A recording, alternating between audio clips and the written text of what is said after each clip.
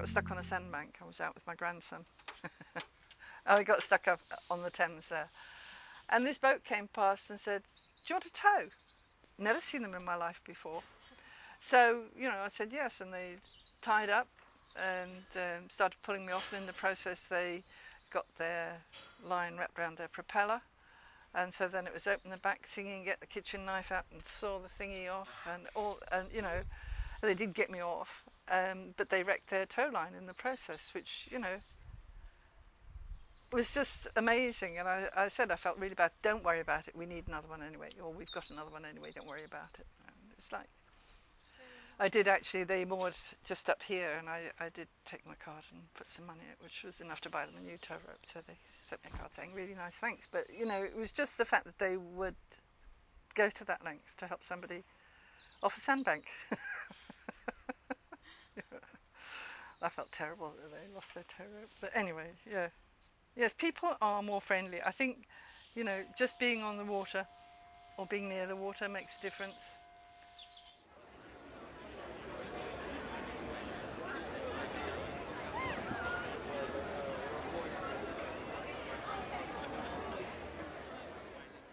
Our canals and rivers form a vast network which connect every inch of Britain. They carve their way across our countryside and cut through the hearts of our cities. They form a rich history that starts as far back as the mid-1500s with the building of the Exeter Canal. This was slowly followed by the development of hundreds of more canals leading up to the canal age of 1760 to 1850. At this peak, the network stretched to some 4,023 miles.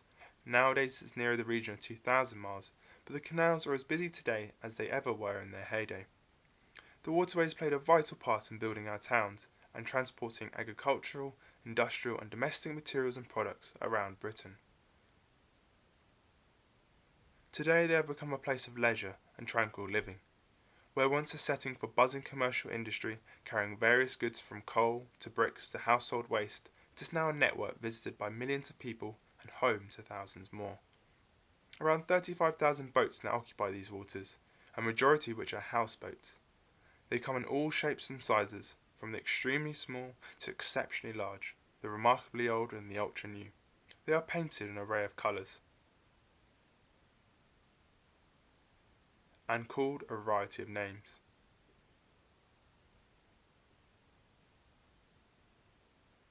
But what of the people that live within these floating homes? How do their lives compare and contrast to life on land? I went out to meet just a handful of these boaters to find out the everyday activities and quirks of a life on water.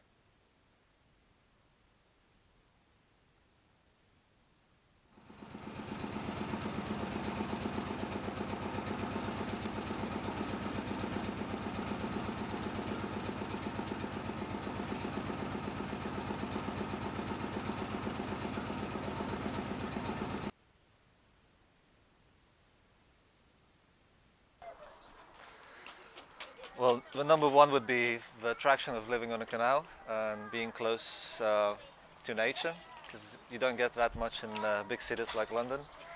And I really liked the greenery about it.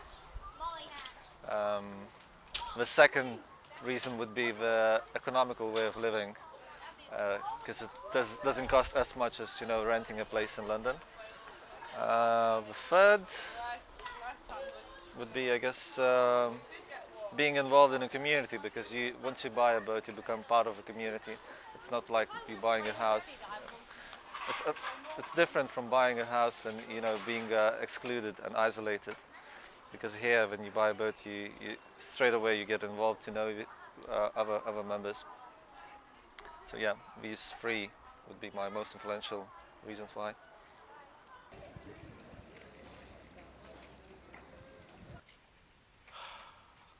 I don't know. If you think of it, it's two different ways. I'm moving off this boat and I'm going to move on to another one. The reason why I've decided to stay on the boat is because, one, the lifestyle. I like the lifestyle, especially in the summer. It's great. In the winter, it's nice too, because I like having the fire on and stuff. It's a nice, basic way of doing things. It's just kind of like getting your coal and putting your fire on and filling your water up. It's just I like doing that rather than just being in a house and having it done for you. The community, people are very, very friendly. I've got a lot of friends that live on boats, and you don't really get that. I've never had that living in a house. I've never spoken to so many people or met so many people in such a short space of time. So you really do speak to each other and listen to each other, and you make friends very quickly living on a boat, which I like. I don't really want to leave that behind. I don't know, I like being outside. You spend most of your time outside, really. You're a bit close to nature. I'd never thought about living on a boat. I met my partner. When I met my partner, I still had a full-time job, a flat, 2 kids, bills coming out my ears. And he was living on a boat when I met him. So weekends, holidays from work, I would spend time on the boat. Then I got the opportunity to buy a little cheap fiberglass cruiser, which I bought. We did that up, repainted it, sold that, made a bit of profit, and then bought another boat. And I decided to leave the flat. The kids had left home, so it was just me in the flat. So I thought, go and live on the boat. I needed a place to live, and I wanted a place on my own. I had 4 children, and living with them was fine, it was lovely, and all their friends. So I just needed something of my own. And I've lived on a boat before, and I liked it. And I wanted to be close to the centre of town, but I'm essentially a country bumpkin. And at the time when I moved here, I'd already missed the boat in a sense. So the really nice time was before I came here, really.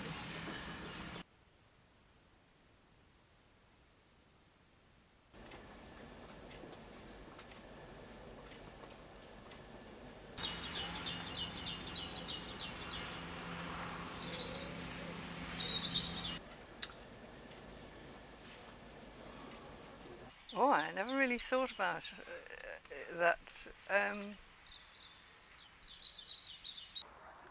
It's basically getting by when it's freezing, because sometimes the canal does freeze over, and you are locked in, and you can't do your, you can't fill up with water, you can't do the routine household stuff. Not having a bathroom. I really missed my bathroom. Not being able to, having to be more aware of how much water you're using. I can't think of a single hardest thing, really. Maybe moving the coal around. Physically hard, yeah. I've been living on a boat now for about 6 years, 7 years now. So I've got used to the cold winters, chopping logs, lugging bags of coal, I don't know. There isn't really anything hard about living on a boat, really, that I can think of. Coming home when your fire's gone out, it's freezing cold. I guess that's not very nice. Apart from that, it's fine. Apart from the mail thing, I have an office. It's hard trying to give if you don't have a proper address, then it makes things very difficult. But I have an office, so it's fine. That when I first started and I didn't have an office, that was the most difficult thing. Was not being able to give people a postcode or an address. People don't like that very much. That's the only thing, I think. But it's fine now, so yeah.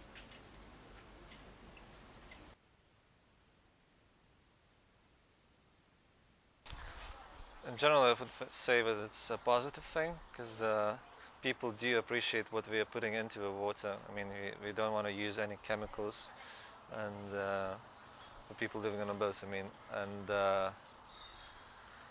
we're conscious of how much water we use. I mean, because you have limited source of water, because it's all in your water tank, and you don't just open up your water tap and run free. And the general costs as well are like for fuel-wise are also a thing that people living on a boat have more concern for and look at it. So if you have gas or coal or wood, then you are obviously trying to save it, and the carbon footprint is obviously lower by that. And I know that a lot of boaters, just like myself, is collecting firewood, which would normally just rot away and give out carbon dioxide into the atmosphere, whereas by burning it's going to be a lower carbon dioxide than just leaving the dead wood. Generators are run by petrol or diesel, depends on what. So there is that. But apart from that, carbon footprint's next to nothing. We burn smokeless fuel, smokeless coal, or we burn logs. We don't cut trees down in order to get logs. We either chop up already felled trees, or we arrange for logs to be delivered. Or we'll go out and pick up a few tree limbs, bring them back and cut them up. The only way you're impacting the environment, I guess, is your engine. So it's the fumes from your engine, diesel fumes from your engine. But boat engines don't run very fast. They don't run anywhere near as fast as a car engine. So you're not burning as much diesel. I go through I can put about 150 quid's worth of diesel in my tank, and that will last me for 6 months or more. I would say that our impact environmentally is less than if we lived, certainly less than if we lived in a flat or a house, yes. Because you are very close to nature and you have to deal with basics like emptying your toilet and stuff like that, and water. You have to fill your tank, so you become aware of things that you don't bother about in a regular house. You know, you just automatically turn the tap on, you automatically switch the light on. You know, you don't think about where the water's coming from or how much you've used just turning the tap on and running it while you do your teeth and all this and that. It makes you very conscious of that sort of thing. Some boats have got pump-out toilets. Some boats have got cassette toilets where you go in and pour it away. But it's never tipped in the water. If you could call it, I think people living on the boats are almost like people living in the countryside or in small cottages, where they try to be autonomous and get all the resources themselves. And the sustainability is a big issue. People are looking into solar panels and the wind generators because we want to cut down on the amount of diesel we use to generate the power. Recycling builds up pretty quickly. Like all that stuff out there is all recycling from like a week. So it's a pain having to try and find the recycling. There's no recycling on the canals really, which is a bit crap. I don't know why there isn't. Some boats can have such a sophisticated water filtration system on them that, like I said, my friend, he's got sand filters, swimming pool filters, and he can drink the water that he's pumping from the canal.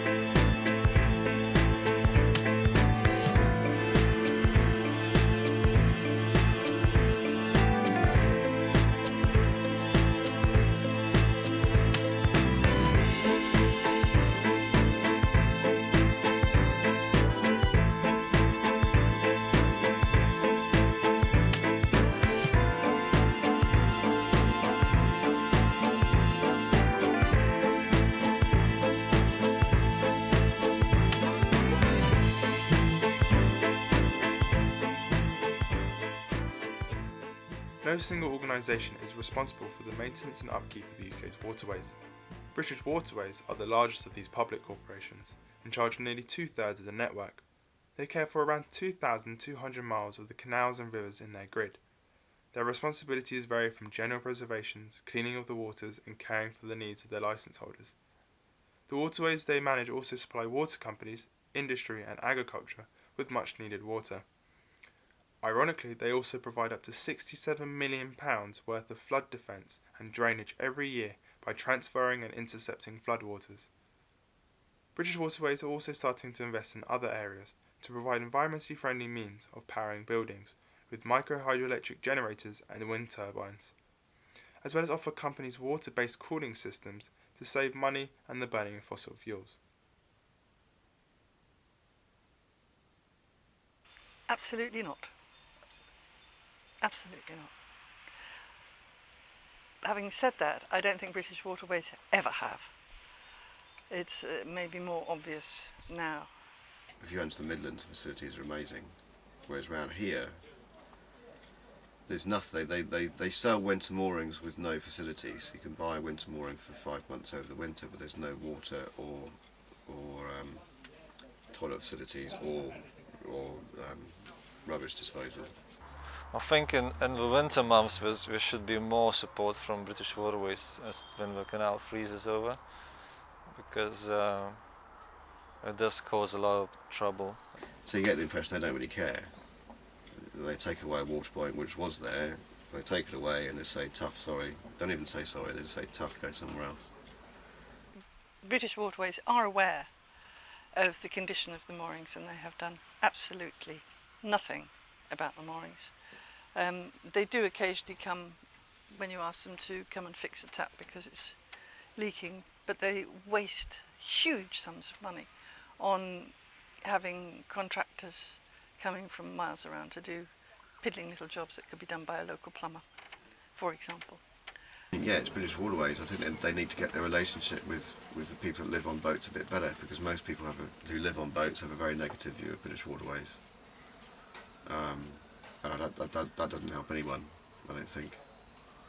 They need to make it a bit more of a positive relationship with the people that give them money. But all this is soon to change, with the new governmental abolishment of Quangos. These are semi-public bodies with financial support and senior appointments made by the government. This will mean BW becoming a charity and enabling the public to have more of a say in the day-to-day management of the UK's waterways. The government hope this change will avoid any more controversial decisions being made which are not in the public's interest, as well as free up the government's responsibilities to provide funds for the maintenance of our heritage sites.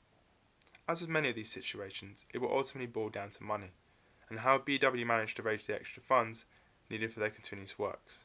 This is something that will undoubtedly have a knock-on effect for the residents of the waterways.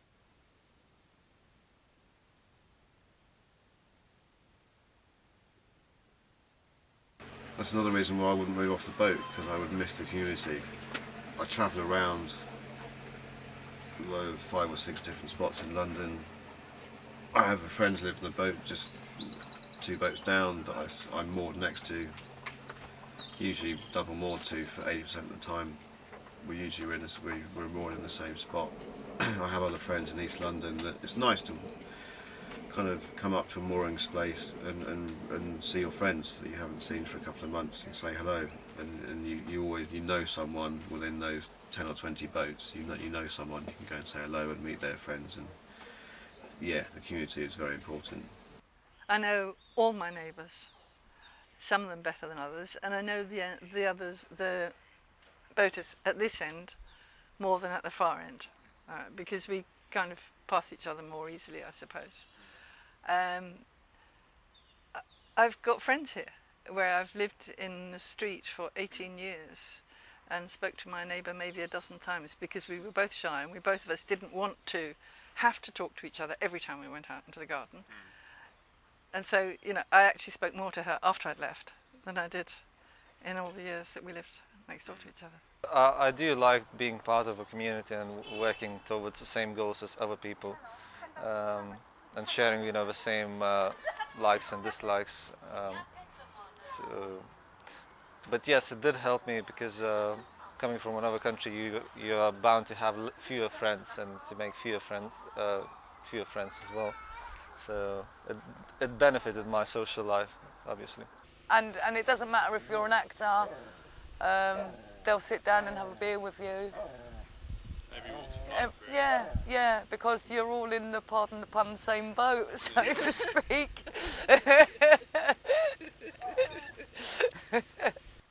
And certainly for me, I have felt at home here in a way I've never felt anywhere. What a way to spend a day. What a perfect time to say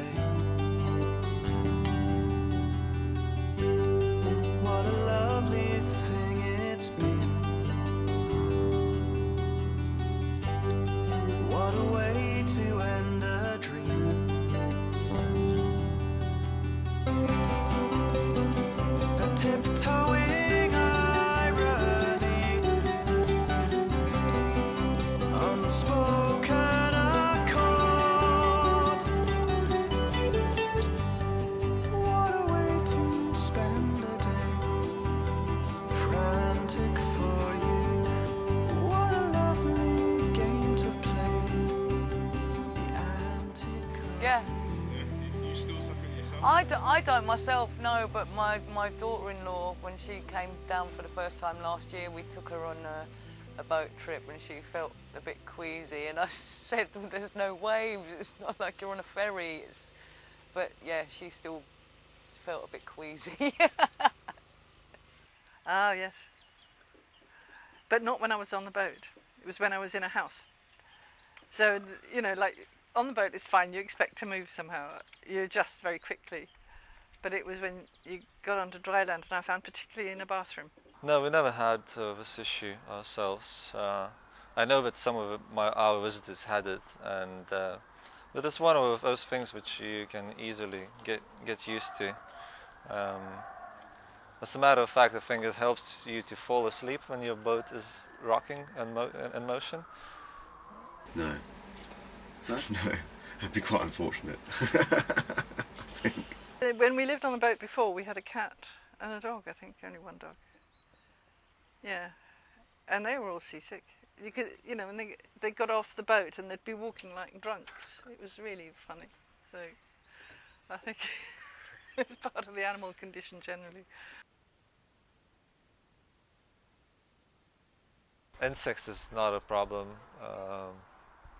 You do have more, well, focusing on the negative side, I think I should mention rats, because you know, the amount of people who feed ducks, they don't know that they're actually feeding a lot of rats as well, and the rat population is quite high by the canals. Believe it or not, I'm arachnophobic. I live on a boat and I'm arachnophobic. You get lots of spiders in the summer, mosquitoes, but then on the plus side you get all the nice wildlife. You know, you get all the dragonflies, with the, you know, all the colourful dragonflies. You've got all the birds and the babies and the insects, yeah. I don't think it applies only to the canals. I think people are just the same. Wherever they are, they feel they can litter, because when they go back the next day, somebody else has cleaned up for them. So it doesn't register that, in fact, they are responsible for their littering. So yes, I think there's a real lack of education. There has been for a long, long time. And it just perhaps is particularly noticeable here because, as I said, it's not cleared up on a regular basis anymore. I think there should be more work done towards changing the attitudes of people who are living on land, because the canals get filled up with rubbish, and that rubbish is, you know, from shopping trolleys to motorbikes to really to hazardous pollutants. And in other European countries you wouldn't see a canal this dirty as it is here. Ultimately, the residents of our waterways are as unique as the boats they live on, and consequently a lot can be learnt from their daily routines. From minimising waste and environmental impact to maximising resources and space, the ever-growing care of their surroundings mean our historical waters are kept in the best conditions possible, considering the difficulty and the scale of task at hand. But the most important aspect that can be taken away from a life on water to our lives on land is a sense of community and mutual bonding. They make our waterways the pleasant and peaceful places they are today, and hopefully with a bit more understanding and respect, we too can appreciate and care for these concealed strips of water that transport us from modern mayhem to historical and tranquil bliss.